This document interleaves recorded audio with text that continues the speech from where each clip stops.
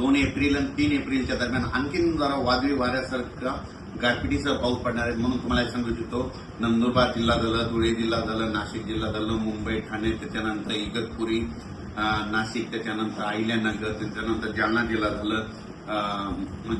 जिल्हा झालं, संभाजीनगर झालं, जळगाव जिल्हा झालं, धुळे, नंदुरबार, जळगाव, बुलढाणा जिल्हा, अकोला जिल्हा, अमरावती, वर्धा, नागपूर, भंडारा, गोंदिया, चंद्रपूर, यवतमाळ, वाशिम, हिंगोली, नांदेड, परभणी, लातूर, जालना, बीड, धाराशिव, त्याच्यानंतर जालना, त्याच्यानंतर अकोला, अमरावती ह्या पट्ट्यात आणि त्याच्यानंतर इकडं साताऱ्यापासून म्हणजे कोल्हापूर, सातारा, तसेच पुणे ते तसा पट्टा संगमनेर, अहिल्यानगर, जळगावपर्यंत चांगल्या स्वरूपाचा पाऊस पडणार आहे. काही ठिकाणी खूप गारपीट पाहायला भेटणार आहे. गारपीट देखील होणार आहे. म्हणून ज्यांचं कांदा असेल गहू असेल त्यांनी काळजी करून घ्यावी. या पावसामध्ये विजेचं प्रमाण जास्त आहे. म्हणून शेतकऱ्यांनी झाडाखाली थांबू नये, आपली पाळीव प्राणी पशुधन झाडाखाली बांधू नये. म्हणून हे देखील सर्व लक्षात येतं. म्हणजे 4 तारखेपर्यंत 4 एप्रिलपर्यंत राज्यात असंच अवकाळीचं दररोज वेगवेगळ्या जिल्ह्यात वेगवेगळ्या विभागात पाऊस पडणार आहे. म्हणून हा अंदाज लक्षात येतो.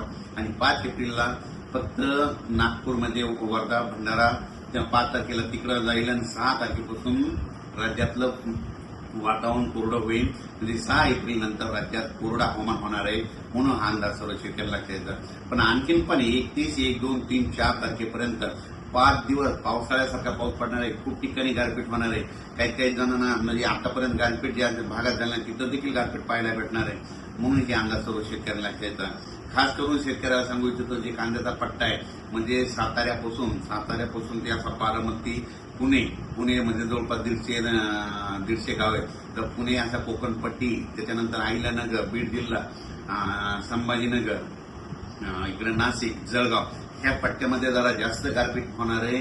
म्हणून हा अंदाज त्या कांद्याच्या शेतकऱ्यांना लक्षात येताना आपण आपले कांदे असतात तर काढून झाकून ठेवायचे. हे देखील त्या शेतकऱ्यांना लक्षात येतं. मराठवाड्यात देखील गारपीट होणार आहे. मराठवाड्यात देखील काय होणार आहे, परभणी जिल्ह्यात इकडे पालम तालुक्यामध्ये, इकडे नांदेड भागामध्ये होणार आहे. इकडे जिंतूर, वालोर जिंतूर परिसरामध्ये होणार ही देखील मराठवाड्याच्या परभणी जिल्ह्यातल्या शेतकऱ्यांना अंदाज लक्षात येतं. त्याच्यानंतर लातूर जिल्ह्यात देखील काही ठिकाणी गारपीट होणार आहे. म्हणून हे देखील लातूर जिल्ह्यातल्या शेतकऱ्यांना अंदाज लक्षात येतात. बीड जिल्ह्यात देखील कडा, आष्टी, इकडे पाथर्डी भागामध्ये, त्या भागात, पैठण ह्या परिसरात देखील काही ठिकाणी गारपीट होणार आहे. म्हणून हे अंदाज शेतकऱ्यांना लक्षात येतात. म्हणजे सांगायचं झालं तर अकोला जिल्हा, बुलढाणा जिल्हा, तर बुलढाणा जिल्ह्यात घाटाच्या खाली म्हणजे शिंदखेड ते बुलढाणा, चिखली त्या परिसरानं घाटाच्या खाली खूप प्रमाणात मोठ्या प्रमाणात गारपीट होणार आहे. म्हणून शेतकऱ्यानं आपली जनावरे, पाळीव प्राणी, पशुधन व्यवस्थित ठिकाणी ह्या 4 एप्रिलपर्यंत बांधून ठेवून स्वतःचं संरक्षण करायचं. अकोला जिल्ह्यात देखील गारपीट होणार आहे. अमरावती जिल्ह्यात देखील होणार आहे. वर्धा जिल्ह्यात देखील गारपीट होणार आहे. यवतमाळकडे देखील होणार आहे. म्हणून हा अंदाज सर्व शेतकऱ्यांना लक्षात येतात.